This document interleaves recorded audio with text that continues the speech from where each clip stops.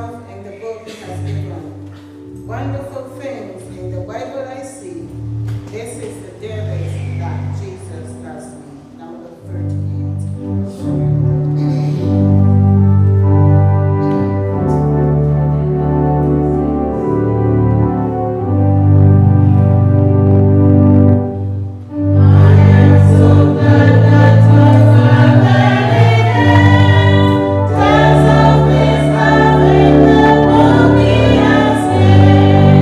Wonderful things in the Bible.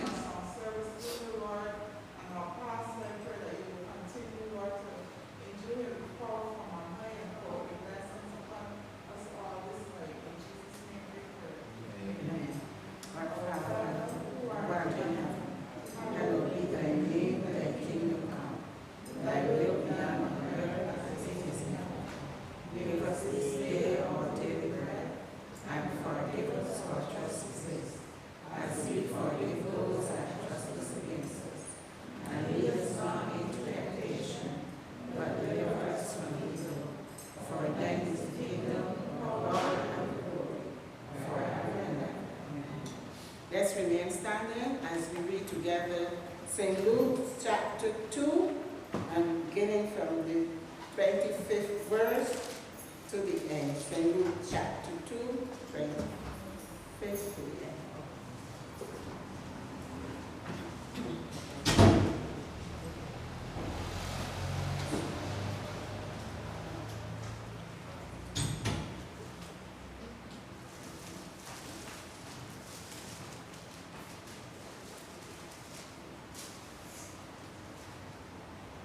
Do we have it?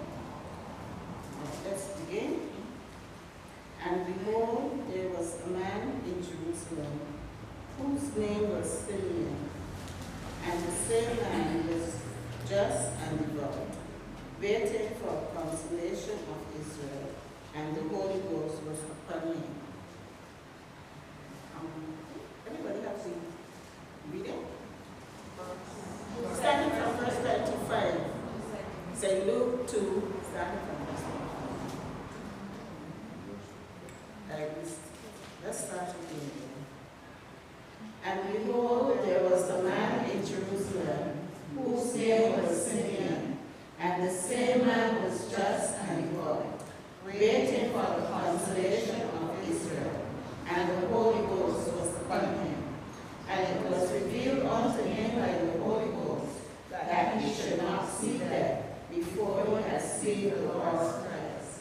And he came by the Spirit into the temple, and then the parents brought him each child to Jesus to do for him after the custom of the law. Then took he him up in his arms, and blessed God, and said, Lord, now lettest thou thy servant depart in peace, according to thy word. For thine eyes have seen thy salvation, which thou hast prepared before the face of all people, a light to lighten the Gentiles, and the glory of the people of Israel. And Joseph and his mother marveled at those things which were spoken of him. And Simeon blessed them, and said unto Mary his mother, Behold, this child is set for the fall and rising again of many in Israel, and for a sign which shall be spoken against. Yea, a sword shall pierce through his own soul also, that the thoughts of many hearts may be revealed. And there was one Anna, a prophetess, the daughter of Eliab, of the tribe of Asher. She was of a great age, and he had lived with her husband 7 years from her virginity. And she was a widow of about 4 years, which departed not from the temple, but served God with fasting and praise night and day. And she coming in at that instant gave thanks likewise unto the Lord, and spake of him to all them that looked for election in Jerusalem. And when they had performed all things according to the law of the Lord, they returned into Galilee, to their own city Nazareth. And the child grew and waxed strong in spirit, filled with wisdom, and the grace of God was upon him. Now his parents went to Jerusalem every year at the feast of the Passover. And when he was 12 years old, they went up to Jerusalem after the custom of the feast. And when they had fulfilled the days, as they returned, the child Jesus tarried behind in Jerusalem, and Joseph and his mother knew not of it. But they, supposing him to have been in the company, went to his journey, and they sought him among their kinsfolk and acquaintance. And when they found him not, they turned back again to Jerusalem, seeking him. And it came to pass that after 3 days they found him in the temple, sitting in the midst of the doctors, both hearing them and asking them questions. And all that heard him were astonished at his understanding and answers. And when they saw him, they were amazed. And his mother said unto him, Son,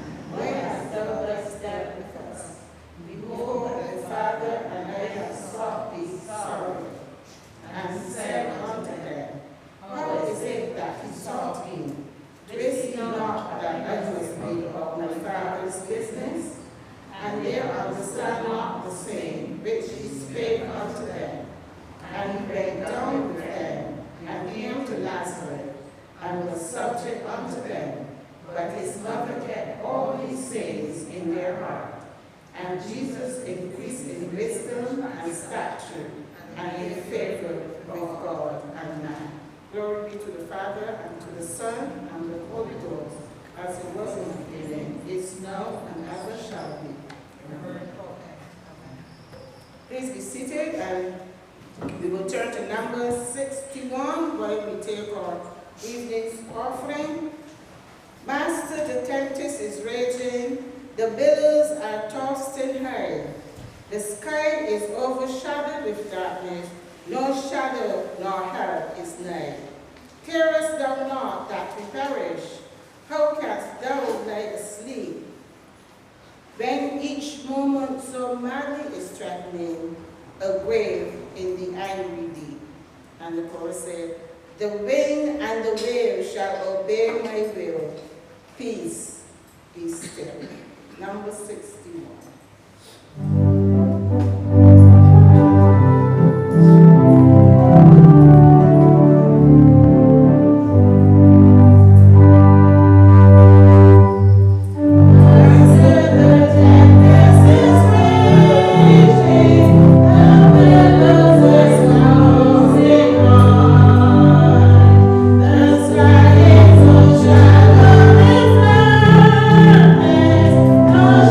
Shalem.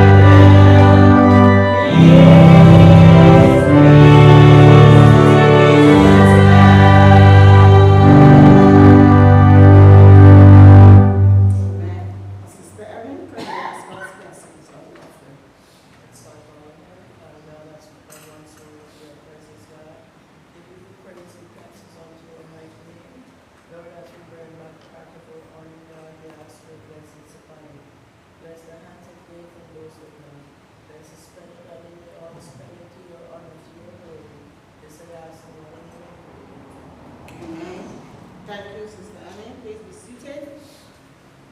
Evangelist Stephen will now come and give us the notices.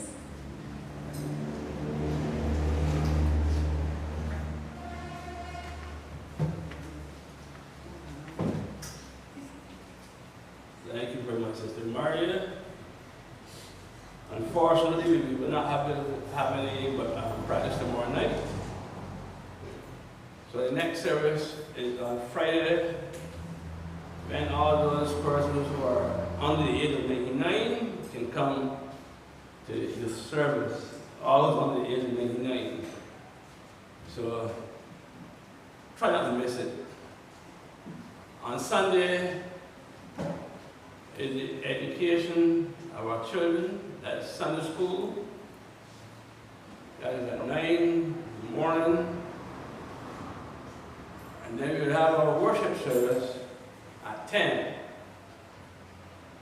We will be going to our friend Bishop Codrington in St. George, Victory Pentecostal, their annual harvest. So we'll go there and celebrate with them the wonderful thing that God is doing. As we remember, this is the season of harvest.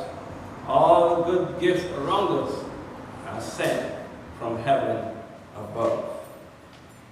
So we must remember these things also. It is soon upon us. Good Friday, of course, Easter Sunday. And a beautiful day, we have the Easter Monday bank holiday when we go to River Bay in St. Lucie. It's refreshed because that was the scene of the first regathering. So we're going to gather on there the same way and have an enjoyable day. So the children of the church and of the world can see that when Christians does get together, we have a blessed time. And we don't have to tell Evangelist Michael that he did a head driver. Because at the end of the way, everybody can drive. Yes, so that the blessed of the Lord make us rich, and he adds no sorrow. So therefore, let's remember these notices and make up our mind to attend as many of them as God give us health and strength. At this time, we return to our Bibles, as we have that beautiful privilege of being able to study the Word of God, as presented by Pastor Barker.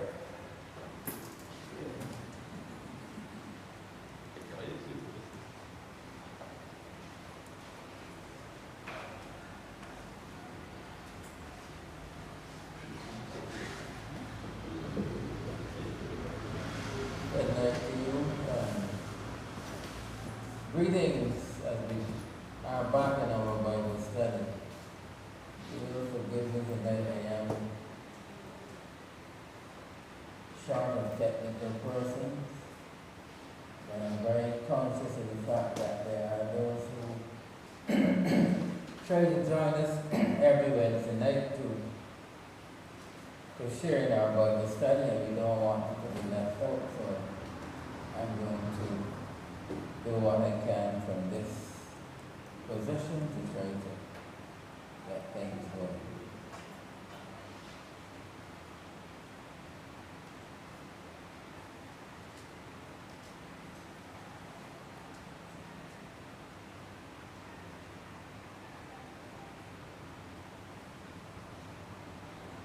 St. Luke chapter 2.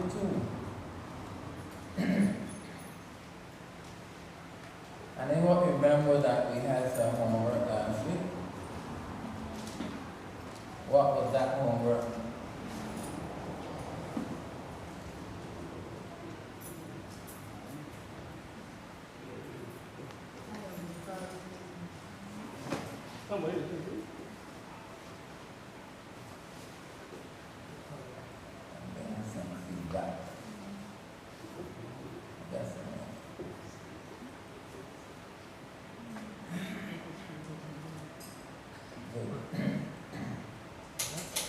Right, Luke chapter 2, and as I said, you had homework for last week.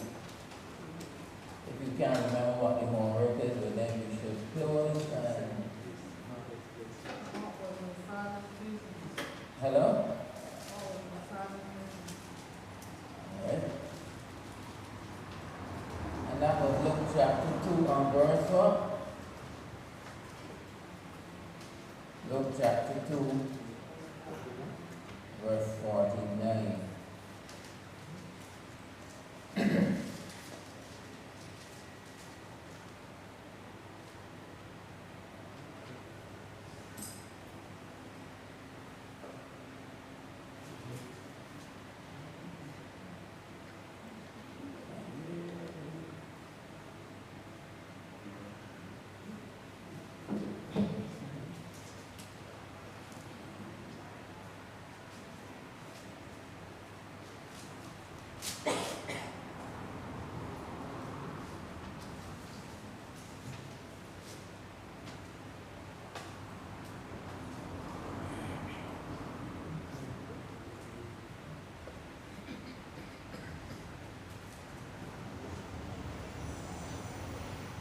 Good.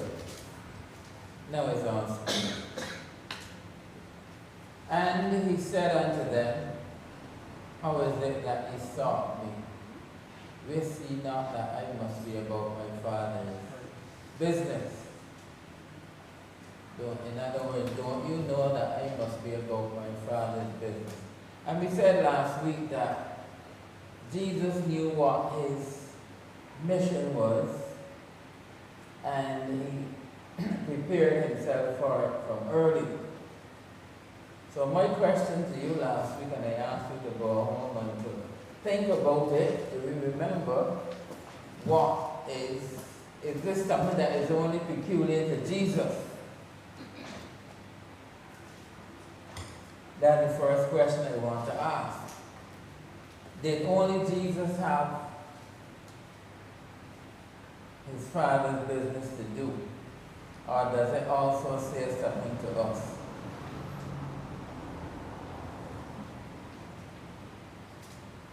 The passage that was quoted last week, I think by our brother was the relevant verse. Ecclesiastes, the end of Ecclesiastes. Nothing can be added to that, and nothing can be taken away from that. That is the same of all things. So if you mention Ecclesiastes, because I give you channel verse. So let's get it. All right. Man, I think 12. Ecclesiastes 12.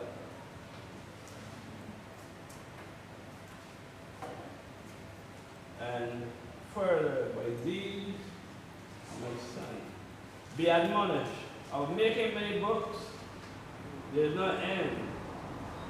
And much study is the weariness of the flesh. Let us hear the conclusion of the whole matter. Fear God and keep his commandments. For this is the whole duty of man.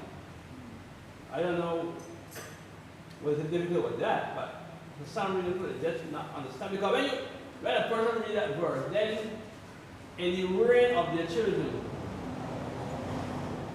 they must take into account that every fear God, their children must fear God too. Everything the children do, the children is involved in some activity, and you see that it's not bringing glory to God. You have the image, say, no. well, before we get too much into the deep specifics, fear God and keep his commandments. All right, two things there. What does fear God mean? I mean, we don't talk about if English was not my native tongue, and you said fear God, I would think that you may be afraid of God. So I want us to explain what fear God means. Respect. I go further, maybe. Submission to God is one.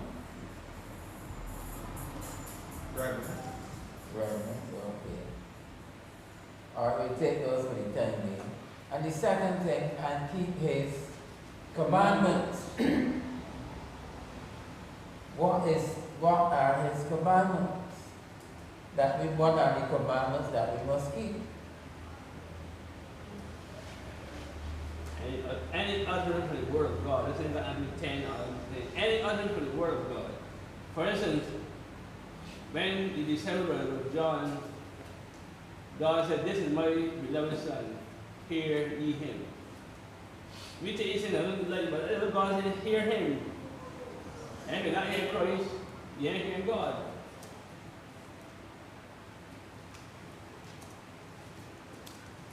I want us to get practical I tonight. would say his laws. Hello? His laws.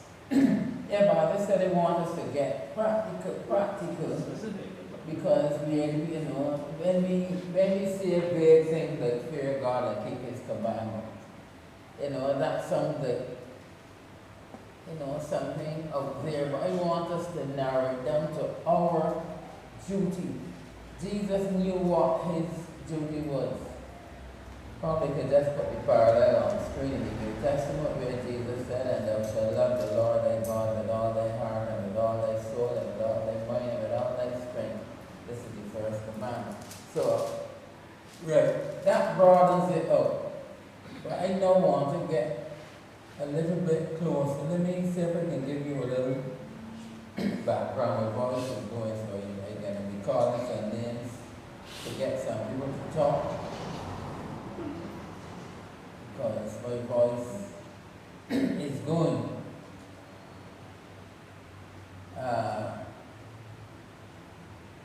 Verse 49.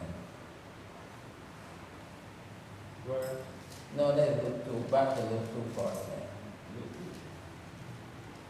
Where Jesus is asking his parents, "How is it that ye sought me?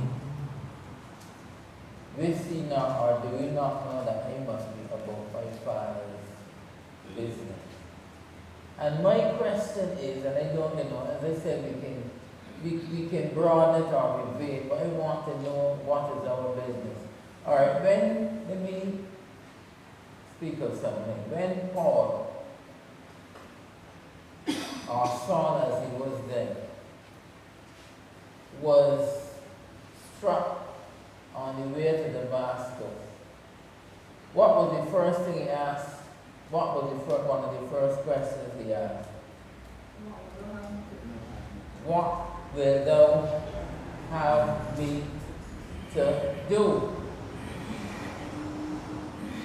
In other words, I was on my way to lock up some people, to put some people, to kill some people, to beat up some people because they are disobeying the law.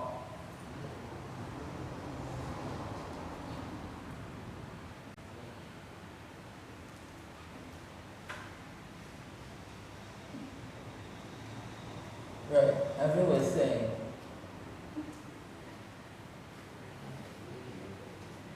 I can remember what I was saying.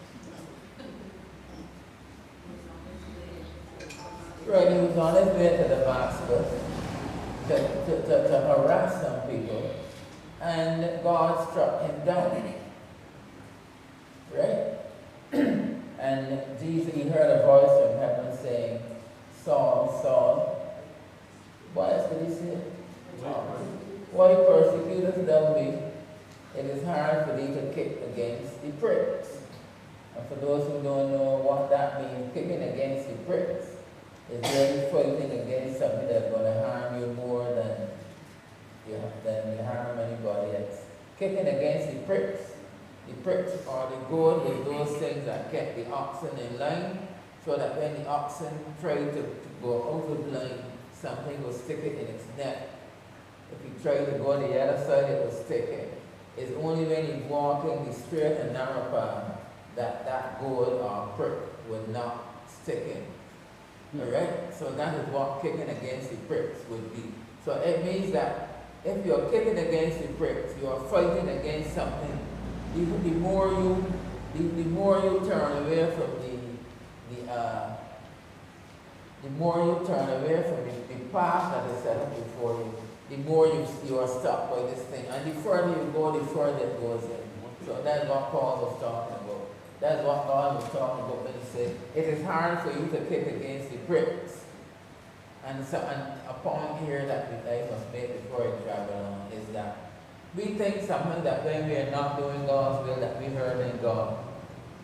But what Jesus is saying, Paul, you killing, you hurting yourself. Every time you turn away, the thing is sticking you in your neck, it ain't hurting me. So the more you fight, the worse it becomes. Alright? So that is what it is. And, you know, I guess those of us who are old enough, when cows used to be kept, and you had a bull that was out of line, and you couldn't, it was, you know, a bull could probably weigh 1,000 pounds or maybe more, I think. So what did they do? What did the person do? They just put the rope on the neck? What? They put a ring in the nose. So long as the bull walks nicely, no problem. But if the bull comes out of line and you tug on that, it's going to be painful. So the more you tug, the more it is. So then I just thought that we would explain what kicking against the pricks is. Fighting against something. Fighting a battle that you cannot win. So then, Paul asked the question, Paul asked the question, who art thou, Lord? And then Jesus said, this is Jesus, whom thou persecutest. It's hard for you to kick against the pricks. The other point out of that, although we're not really studying that, is that Jesus said, what persecutest thou me? In other words, you got the impression then that Jesus is taking the affairs of his people personally. Right? So it's not like I am here in heaven and nobody can touch me. Hallelujah. And you know, he was concerned about what was happening to his children. So that should tell us something as well. So after all that, then Paul asked the question, Lord, what will thou have me to do? So if we want to know what our Father's business is, we have to get down to the point where we ask God, what will you have me to do? Lord, what is my role? What is my purpose? And note that the purpose of Paul was not the purpose of Peter, because when God spoke to Ananias, he gave him a rundown as to what. Remember Ananias, when God said that, they got a man named Saul. And this is one time the great Ananias must have said, Lord, you don't mean that Saul. There got to be another Saul, not that one. But it only shows us that when we pray, and when we ask God things, that he has a way of answering in ways that we can't imagine. Because Saul was then, Saul was the person chosen. And Ananias, God said, had to say to Ananias, go that way, he's a chosen vessel unto me to bear my name to who? To the Gentiles and before kings and, So God had his way mapped out. The way of Saul was mapped out. So, and Saul asked God, what is it that you have me to do? And Saul was very careful throughout his life. Remember there was a time when Saul was going through, I think it was at Bethany, speaks of it direction, and he wanted to go a certain place, and the Lord said, and the Holy Spirit said no. And twice, and then when he ended up at Macedonia. And remember the famous thing that happened at Macedonia, while Paul was asleep, when he saw a vision. Remember what he saw in the vision? Anybody remembers? What was said when he was at Macedonia, when he had a vision?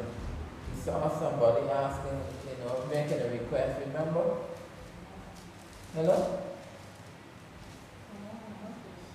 Come over to Macedonia and have. Remember that? Good. So Saul, throughout his life, was careful to follow God's instructions and his command. He was aware that he was not working for himself.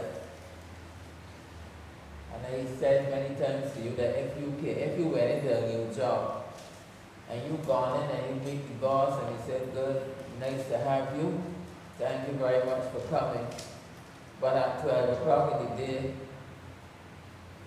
nobody has given you anything to do.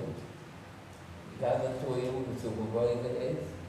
3 o'clock in the evening, they're sitting down wondering why am I here. Some people will say, well, I know I can get paid because I'm here. But it would be really unnerving for a person to be sitting down all day and nobody to give you anything to do. Something that's worse than not having a job. So Saul didn't want to be like that. Saul says, tell me what is my purpose. So that's why he said I want to get down personal into us. Do we recognize that each of us has a purpose and that each of us has a job to do? Now our broader job, if we would listen to the words of Jesus, when he told the disciples, go and make disciples of people, of other men. So that is the broad job of the Christian. Once the Christian is converted, you are expected to go and carry the word and make disciples of other men.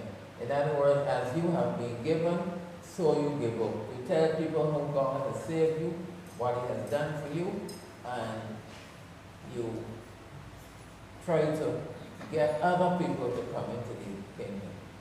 But I am saying that we want to get even more personal and ask ourselves the question, what is it that we are supposed to do?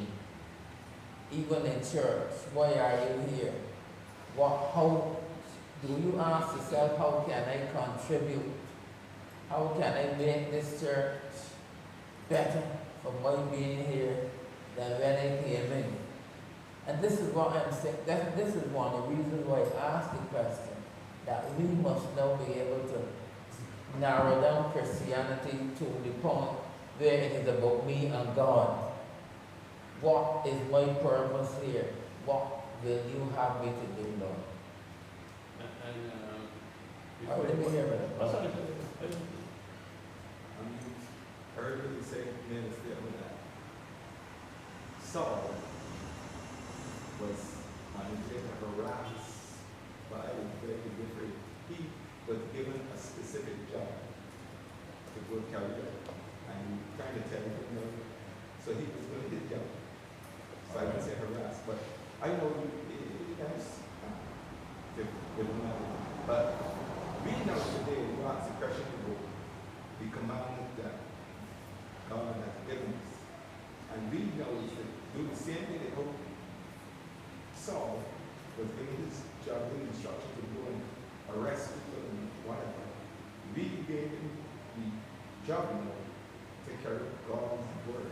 So I put it on fire that he had a specific job. Our job, our purpose in life is to carry God's word. You say, what is the word commandment? And you want it. I say his word. So that's how you can do it in the Bible. I know that is correct. Sorry. Okay, All right, so let's get even more personal. Let me ask another question. Do you think that every single person, every single member of a church should be asking God that same question? What will you have me to do?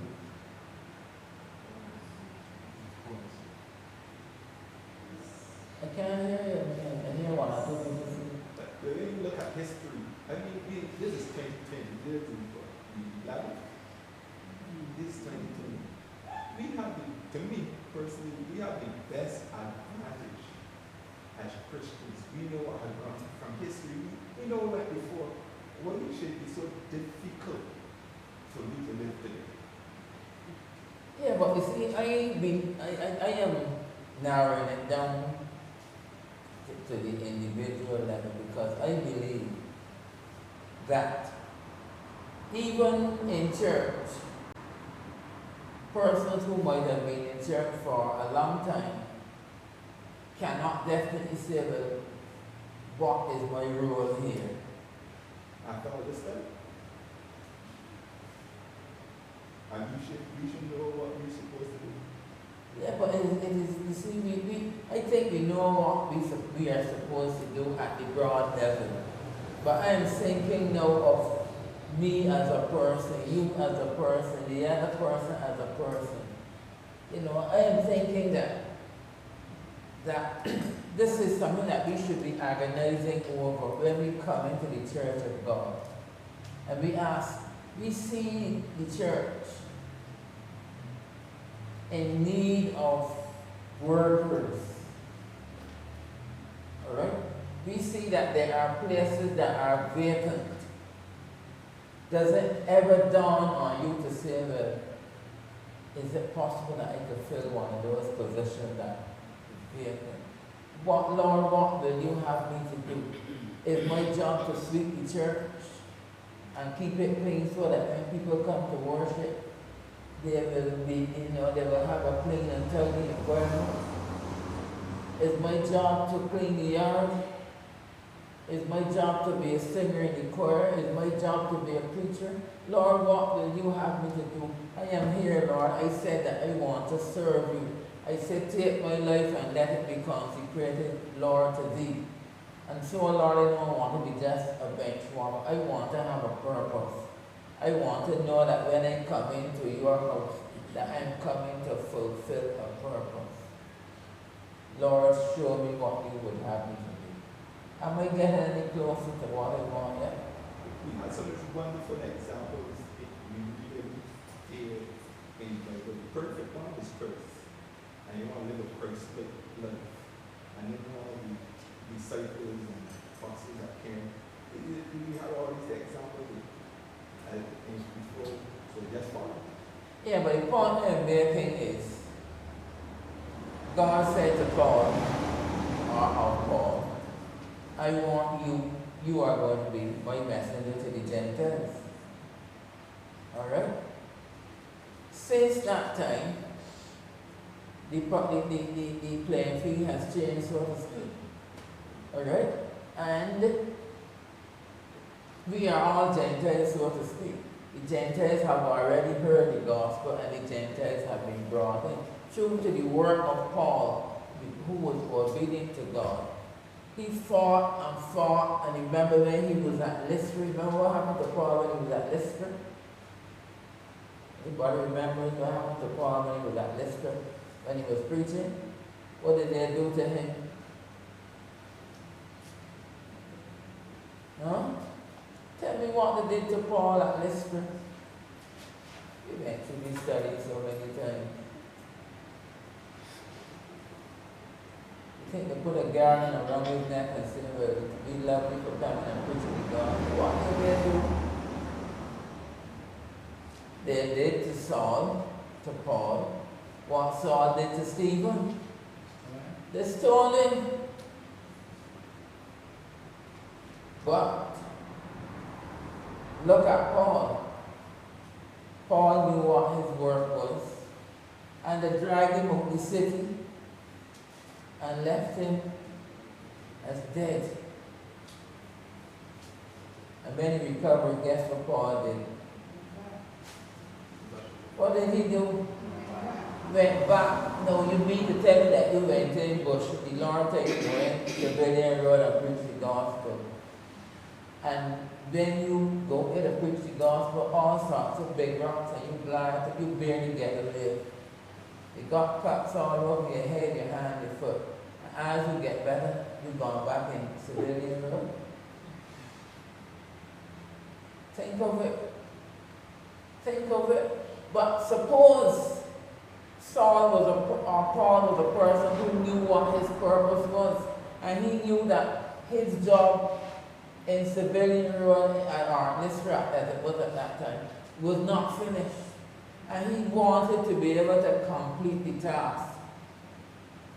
So he went back to Lystra and he preached the gospel there again. Now that is when you know your purpose. You see, we often We often quote Paul. What the last words of Paul? Tell me, what was the last words of Paul? I have fought a good fight.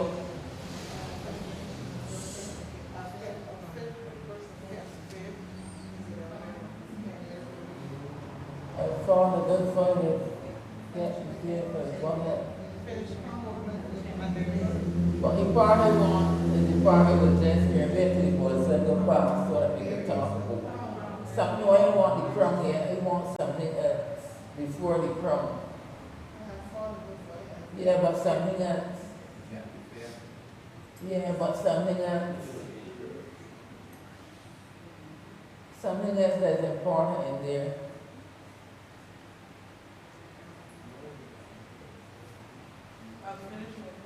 Thank you.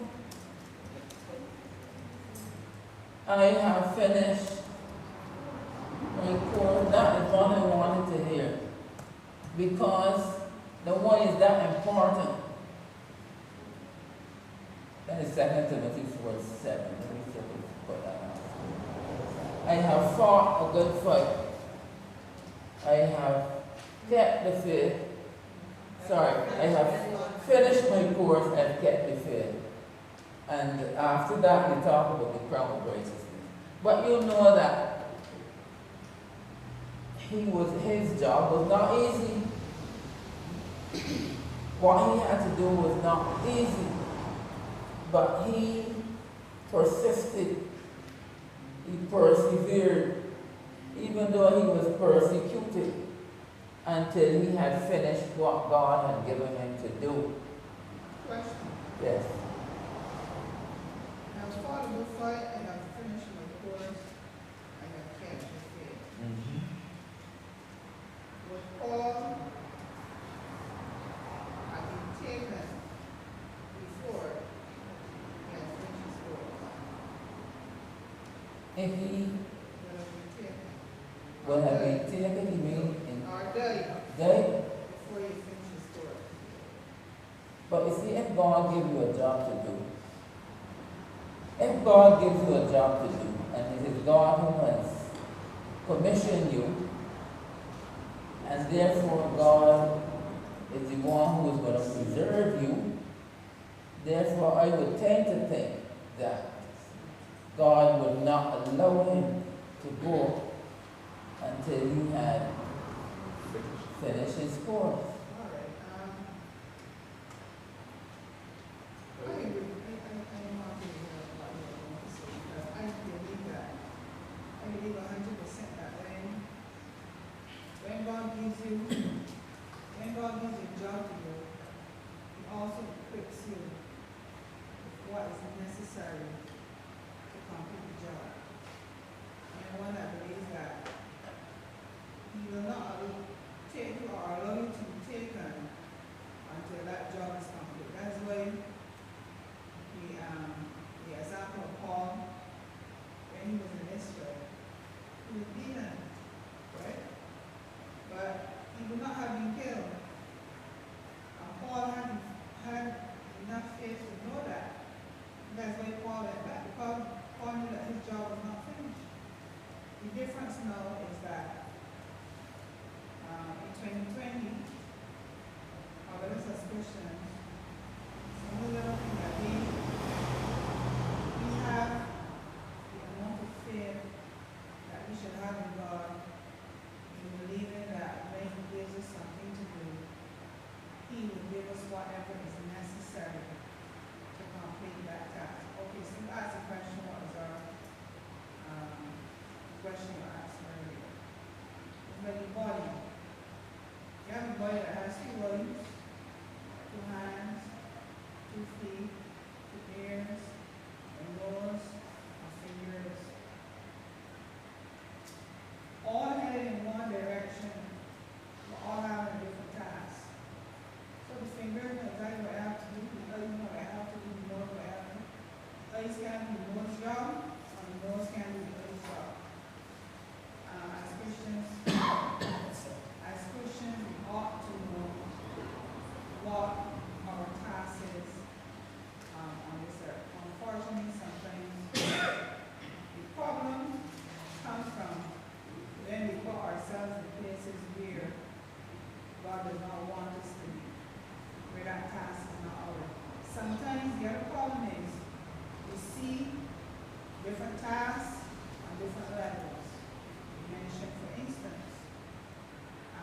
so many tasks to suit the church.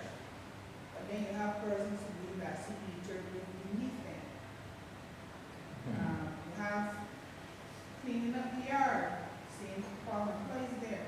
And you have people who believe that they should be preaching, and that is not your task, and that's not where God wants you to be. So you must be open and willing and understand and seek from God to find out exactly where He wants you to be and to be obedient in carrying out that task. Okay. You getting something? Yes. Let's speak. Yeah, we have the floor. An important point of this whole study is that on the Bible, the 66 books, the main total verses, this word, conclusion, occurs only once. And I believe God allowed it to happen once, so that we must understand that there is no two ways, and not two ways of doing this. And that this Bible really tell the car has that rule, and that Bible tell the car has that rule. I am here looking at Moses in Deuteronomy 6. God, it robs the reputation of Ecclesiastes. And when I get a verse 2 of Deuteronomy 6. Moses said that no man fear the Lord thy God to keep all his statutes and his commandments which I command thee. I know thou and thy son and thy son's son all the days of thy life, and that thy days may be prolonged. Hear therefore, O Israel, and observe to do it, that it may be well with thee, and that ye may increase mighty as the Lord God of thy fathers has promised thee, in the land that floweth with milk and honey. And not in that verse. Hear, O Israel, the Lord our God is one Lord. The Lord our Lord is one Lord. There's not this kind of another God. From the beginning, what did I say is somebody in the one that when we have seen the beginning, when we have panels, that's John was. And it is the same Lord. And the beauty. But you're going broad again. Where? You know, you're going broad in terms of the one. narrow it. One. There is but one commandment given. And like he said earlier, when he said that thou shalt teach, verse 7, and what the point is, there is only one commandment, there is only one conclusion. So therefore we don't have to get children of the children of our university, what am I supposed to do? Because what they are supposed to do has been given to them already way from the one book that God has given to us. I am not disagreeing with you, but the point I am making is that as individuals, I think we understand well the broad perspective. We make disciples of people, you know, and what happens. But I'm talking of the individual coming into a church or coming into a spiritual organization, any spiritual organization, and asking the question, what is it that I, as an individual, you know, what is my purpose? I said to you that Peter's purpose was not Paul's. James died early. John the Baptist fulfilled his job and then he get his head cut, God's head cut off. Paul completed his, and then he said, I'm ready to go home. So I'm saying we want that assurance in our lives, that we know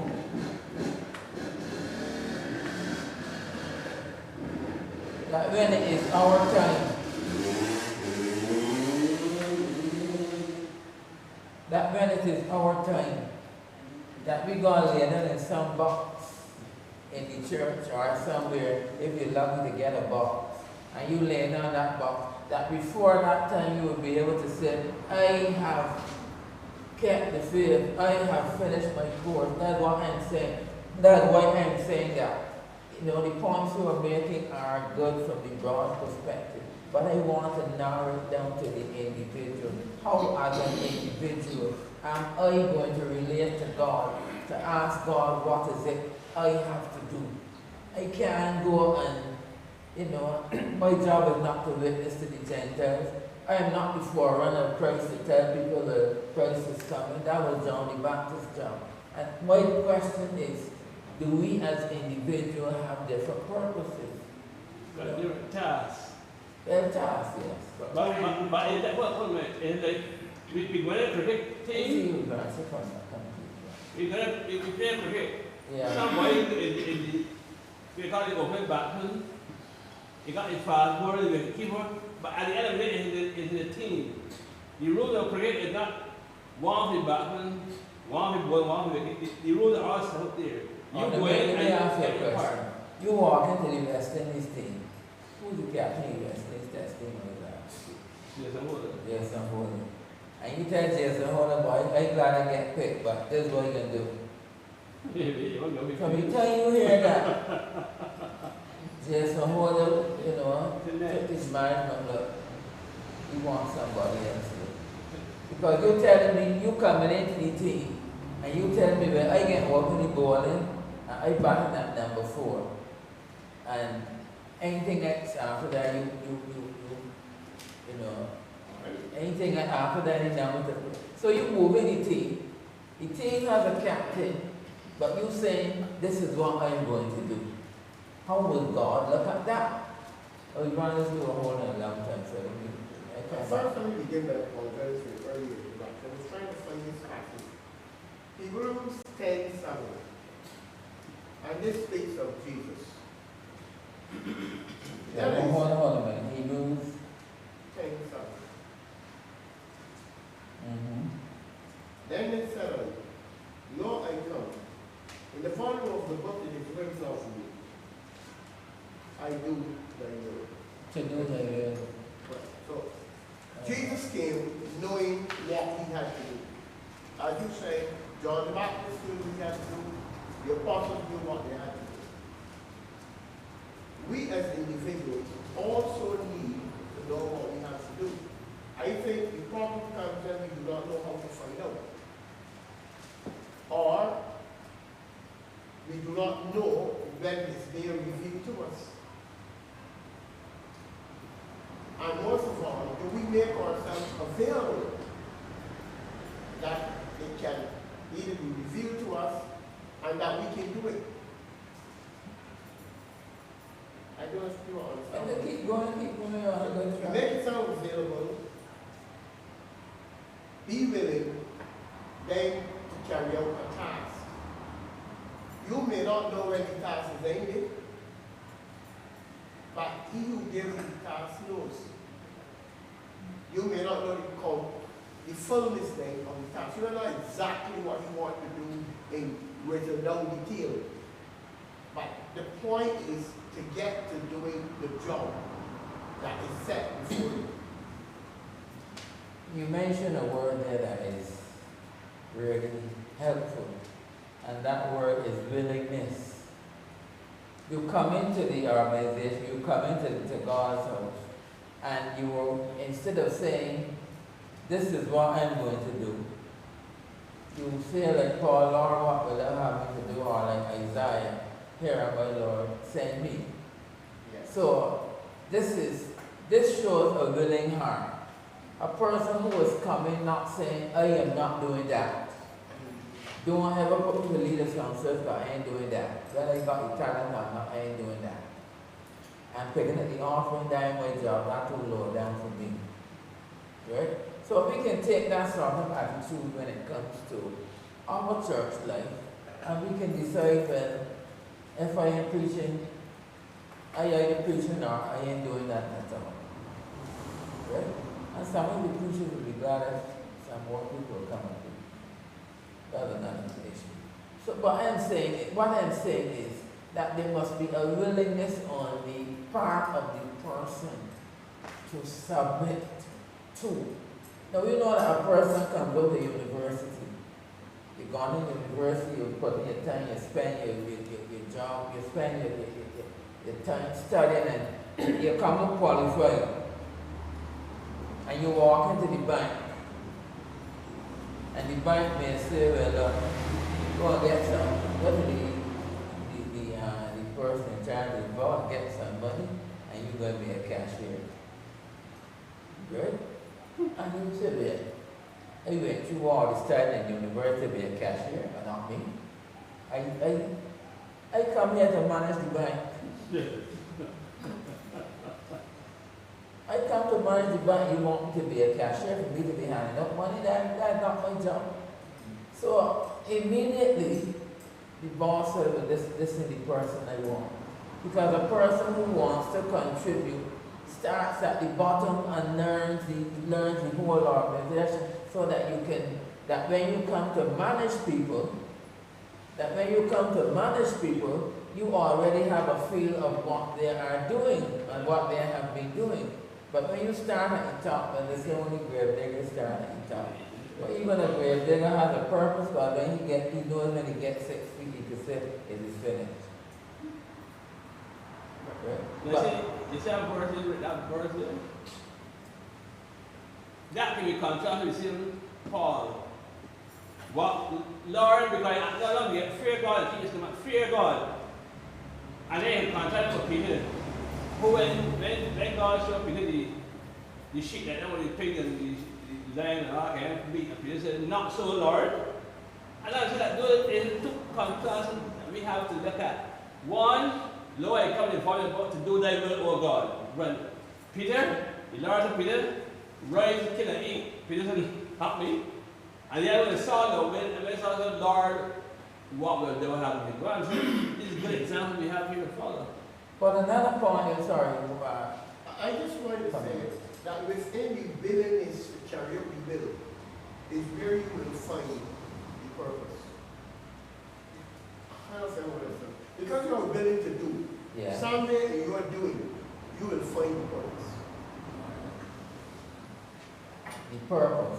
So, because you have presented yourself. You're willing and you're doing, you will find the purpose. What is a chorus that we used to sing a lot? I haven't heard it before. Use me, Lord, use me for thy glory. And then the Lord tell you, see young people up there, so Jackson, I want you to go to bed. And the thing about it is, somebody might have got killed in Jackson last night. Or they might got shooting up there. And the question is all the time, are we really willing? When we say, Lord, use me, is it just a song? And the next issue is, sometimes before the Lord can use us, he has to do what he did to, not Saul in the Old Testament, the man that said, I'm a man of unclean lips. Isaiah, I am a man of unclean lips. He came to God confessing his deficiency. And what happened? The angel took the tongues, remember, and touched his tongue. So in other words, I agree with you in saying that Isaiah first said, Lord, what will thou have me to do? But then he also recognized that if he wanted to work for God, he has to submit to the cleaning of God to cleanse him. He surrendered. And then, but not only surrendered, but it was an admission that I don't have the tools to do the job. Moses said so too. And the Lord said, all right, I do here. So the willingness comes first, and the submission to do whatever the Lord would have you to do. How would I know what to do? How would I know? What to do in the organization? How would I know? All right. The first thing you have to do is to be willing to do something. All right? And then the thing about it is that we have different talents. All right? I pulled down engine once or twice and it happened to work and I put it back up. but I can't call myself a mechanic. So if somebody brought a car to me and tell me, you know, in my young days I would fiddle with my car, but I would not fiddle with somebody else's car because I'm not trained in that, and they may only blow up somebody or anything. So it's full of room. So the point I'm saying making is that we have different talents, we have different abilities. I watch people paint, and I try painting, but here painting, and know it take too long. And they dirty the whole floor because I want that quick. Right? So, you know, I watched Deacon Bradshaw when he was alive, the thing is, so paint the whole scene, and watch Sister Shelly Ann, and I can't, that day I want done it. So if I had a big sprayer machine that could spray, I probably could do it. So I'm saying that we have different aptitudes, we have different talents. And the talent, your talent might not be my talent, etc., etc. But we are, let me give you an example. People were hungry after listening to Jesus for the longest time. Right? People were hungry and there was no food. But there was a boy there who had 5 loaves and 2 fish. 5 loaves and 2 fish I will eat myself. Right? But the boy showed a willingness to partner. If it was some of us, we would say, you was my child. I give you that to eat. Go and eat it and don't get a boy now. Make sure you eat it. You know that our parents would do that, right? Walk with the body in here. Nevertheless, the boy took what he had and gave it to Jesus.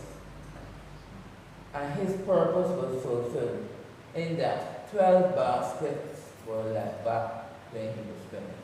So the willingness of the boy to give to Jesus what he had meant that Jesus was able to use that to fulfill a greater purpose.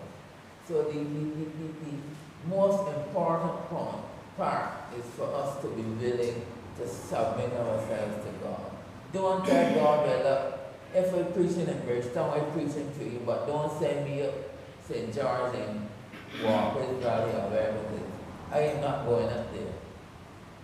This is the problem, that we decide what we want to do, and then tell God, look, this is my plan. You got a rubber stamp, hit it.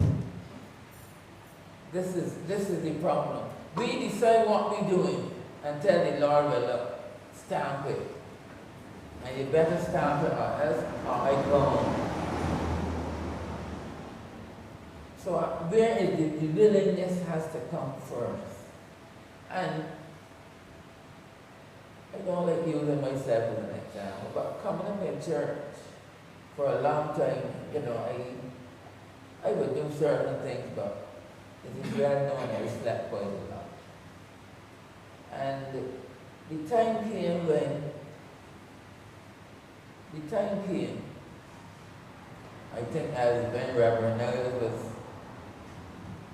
going to America, and Dad was going away, and he said, well, you know, he left the church with me. And I remember Reverend Niles coming back here sometime after the silver. He was the last body was expected to be in that position, because he was quiet, still not quiet, reserved, and all of that, and he could not imagine being in a position, you know. So, but the point I'm making is that there was a job to be done. And I could have said no, not me. All right?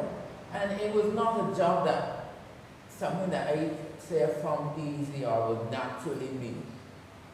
It was not naturally me. As I said, those who might have known me when I was growing up knew that I would sort of keep to myself a lot. And don't mix and that sort of thing. And here am I in a position where I find myself having to interact with people, talk to people, get up on a platform and preach. You know, all these are things that were, to me, as far as I was concerned, is not my thing. And I remember when Dad came back from England. And I had my speech written, you know, I'm handing it back over to you. 4 weeks is enough for me. And he says, continue. That was 1975. And here am I in the year 2020. Still in the midst of the fight. We don't think that there are times that I feel like I would be led to sit down in the congregation and relax. Do what I used to do at Bible study. Look for something to get trouble with, something that's controversial, and argue the whole night. That was when I came to Bible study, that was my plan. But the problem is that in order to argue, I had to learn. Right? I wanted to argue. I wanted to think. My job was, I got to find something that can trip up somebody. But in order to do that, I had to learn. So that was my purpose. Until I realized, well, look, this thing ain't working how I expected it. I can't just sit down and relax and hold a corner anymore and do my favorite thing, sleep while the preacher is preaching. And here am I after all this time, 34 years almost next month, still doing God's way. Have I not been criticized? Have I not been maligned? Have I not been all sorts of things? So what? So my Lord had to endure so much. They call him from all sorts of things. But the beautiful thing about Jesus is that I said recently to somebody, if I was going up a hill with a piece of wood on my back that weighed me down, to go and die for them sort of people, so I would say like Moses, I died up there, must I go and die for them? He might have said something worse than rebels. But Jesus went up to the cross. He was nailed to the cross for me. And he was not satisfied until he could say, it is finished. That is what I wanted. That is what I admired about him. Somebody who knew what his task was. And he was not satisfied. When he said his friend, then he said, Father, into thy hand. You could tell me now, I have done the work. And this is, everybody might not have it as clear cut as Jesus or Paul or any of those. But the point is that when you lay down to sleep, and when I say sleep, I'm not talking about when in bed tonight. When you lay down to sleep, you ask yourself the question. Remember 2 Sauls? In the Old Testament, there was a Saul. When it was time for him to die, what he said? I have played the fool. While the other one in the New Testament, I have fought a good fight, finished my course, I've kept the faith, and now I know that the crown of righteousness is there. Yeah, we got it. Oh, sorry. I want to ask you a question related to what you said just now. Some of what Brother Stephen said. I want to ask you this.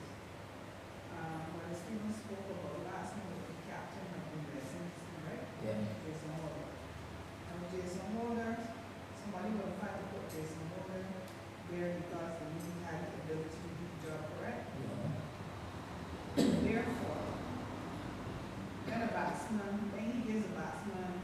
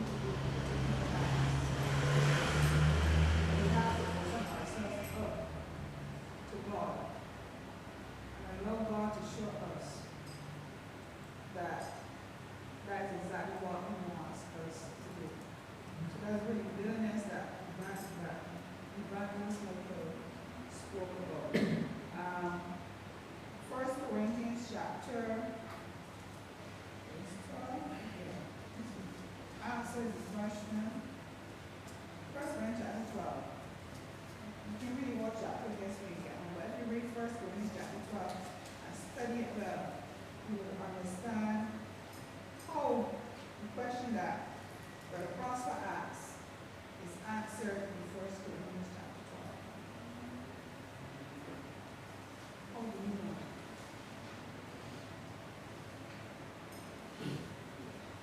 You said it was answered It is in, answered in the third chapter of 1 Corinthians chapter 12. You have to read the third chapter.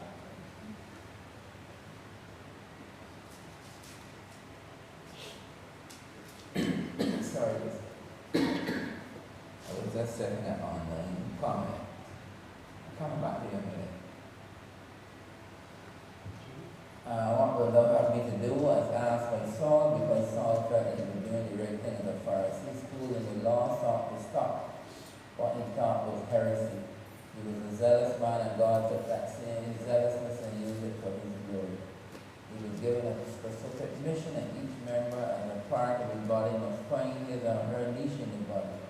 A willingness to be used in conjunction with our ability/talents, built by God's guidance coming to fruition. That is a comment from Do our. we believe that every believer is a member of Christ's body and as such have a definite ministry? Do we believe that? Yes. But Wait. Every believer is a. It's a member of Christ's body. Yes. Each of us have a particular task. Yes. All right. For instance, let me bring it back to home. I believe this way. The job of ushering is not a job, it is a ministry. And if you see the things that we are doing more as a ministry instead of a job, right? Things will be different. I personally believe that the ministry of ushering is not for every church member. I agree. There are people that you will turn them in. There are some people that job does not belong, that ministry does not belong to them because they end up turning in more people than they receive. There are particular tasks in the church God has certain people to do.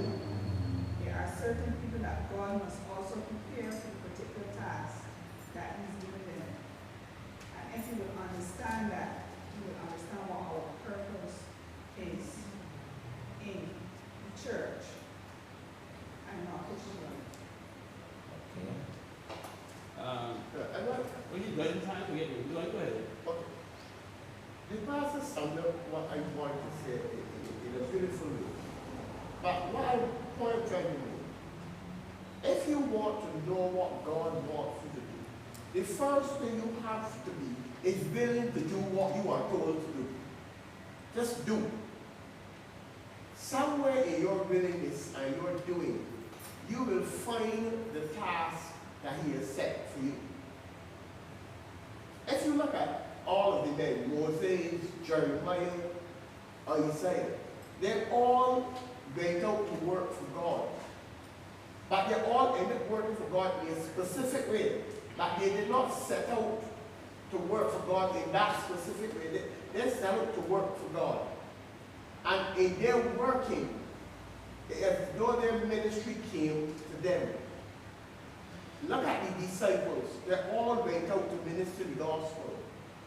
But they all carried out their specific task differently.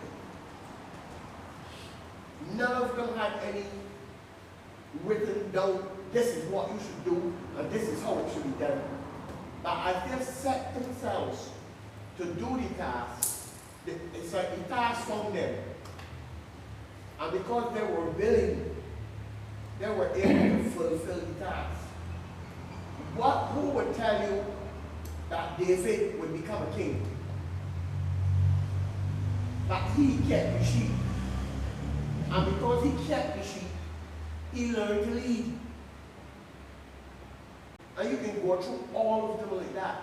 They set out God, the mission was there. They did not specifically know this is what I am supposed to do. But they went about doing whatever was God's will, and and they end up doing exactly what God wanted them to do. All right. Yes. Go ahead. The comment was made by the person on the WhatsApp, Examples of Paul. Not WhatsApp, on the chat. Right? It's good because there's something we have to learn from this lesson here. One, Ananias, God's servant, Saul was just the enemy of God. There's something that we take for granted, that is the principal power that God has left on earth, which is the church. He did not tell Saul, I want you to go there somewhere, some school and get some bench and start a church there. You know what I'm saying? Did the modern thing. Everybody about vision. Gone. Do what they like. He tells Saul, you know, he didn't ask Saul, he said, you want me to do? Where you go to a place, and I tell you. Because Ananias was Jesus' disciples. They never look at the supremacy of the church.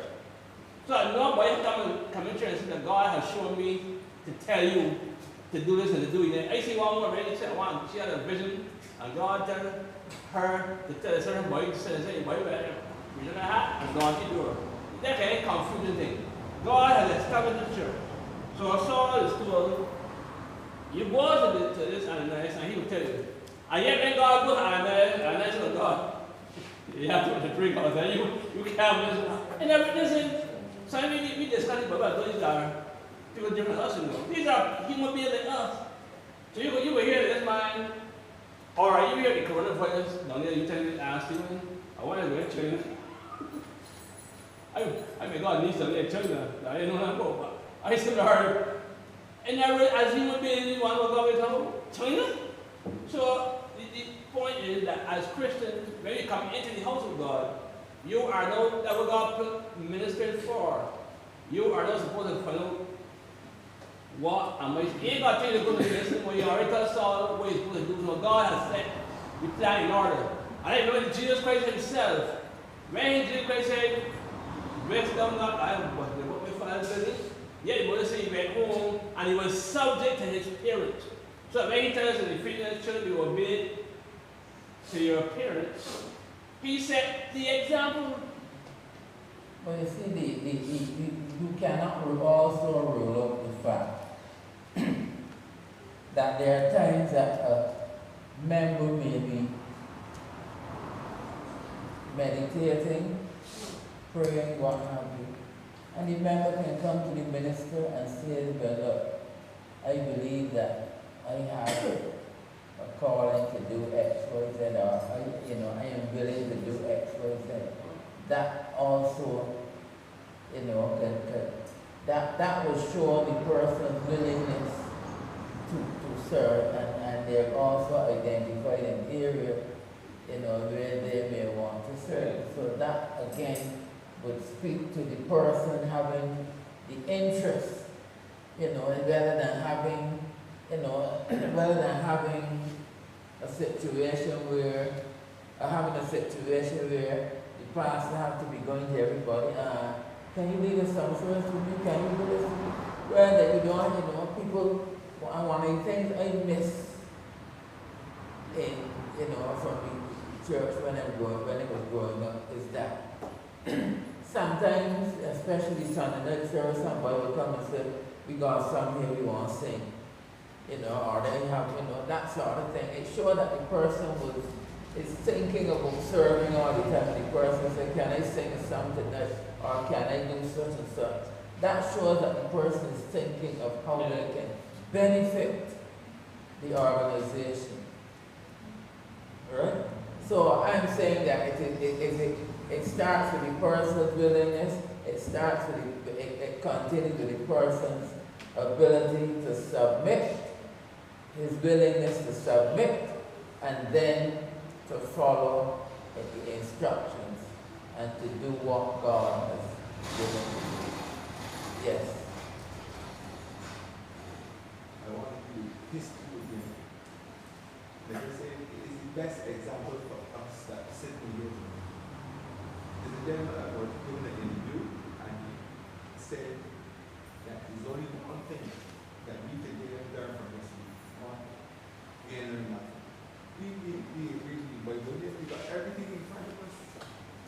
He still finds it difficult to use it.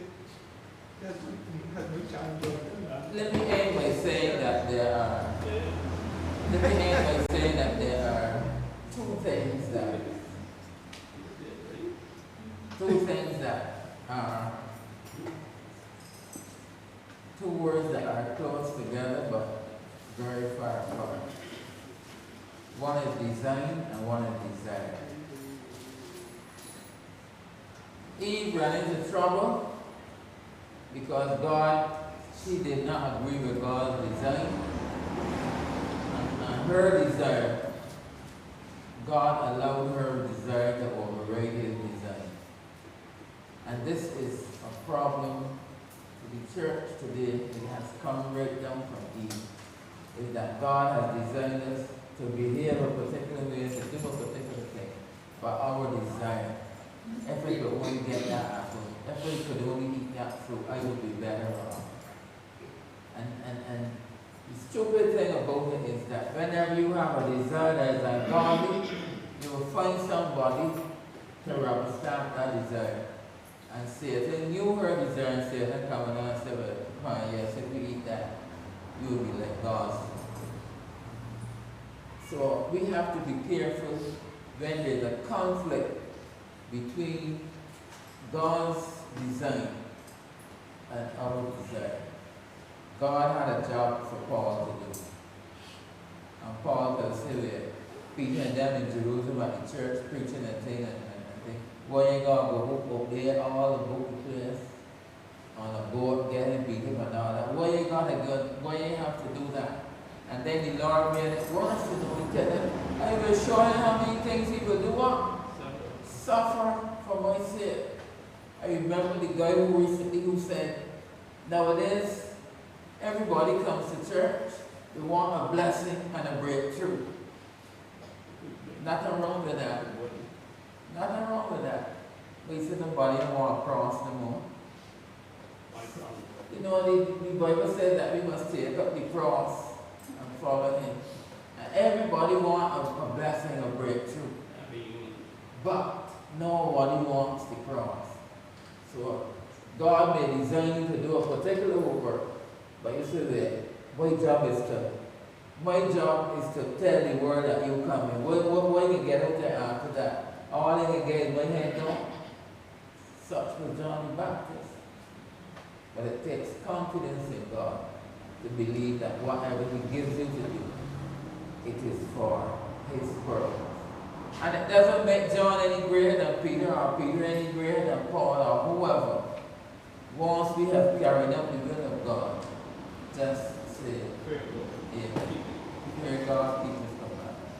Thank you very much. We are still studying Luke, but there are times when we will have to zero in on a particular point because we want to get this point over to us that God has a mission for each and every one of us, and it is for us to talk to him and ask him to show us what he would have us to do. You want to open the bowling, but the captain said no. If the captain says no, fit into the team and don't stand on the boundary. The preacher talk about at the harvest, murmuring all the time because you don't get to open the bowling. You know, remember who it was, Charlie Griffith, and Bezal was talking someday, and Bezal was on the senior bowler and said, oh my, every time you come to hold up a cursor to see which direction the wind blowing, and you want to bowl with the wind. I got a ball against the wind every time. But the time comes when you will get the ball with the wind. That's that.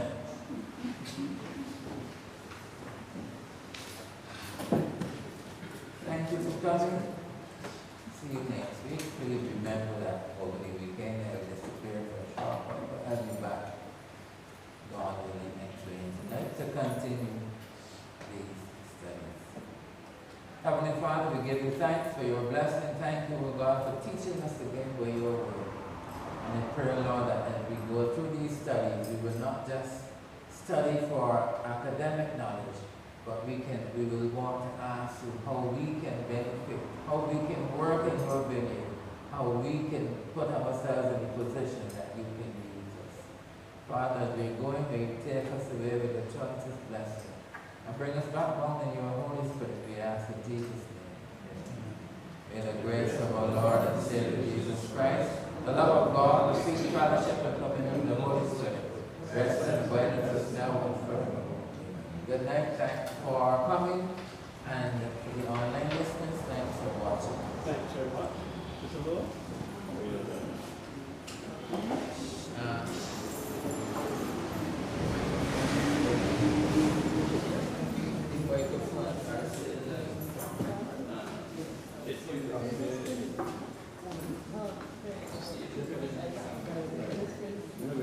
Yeah.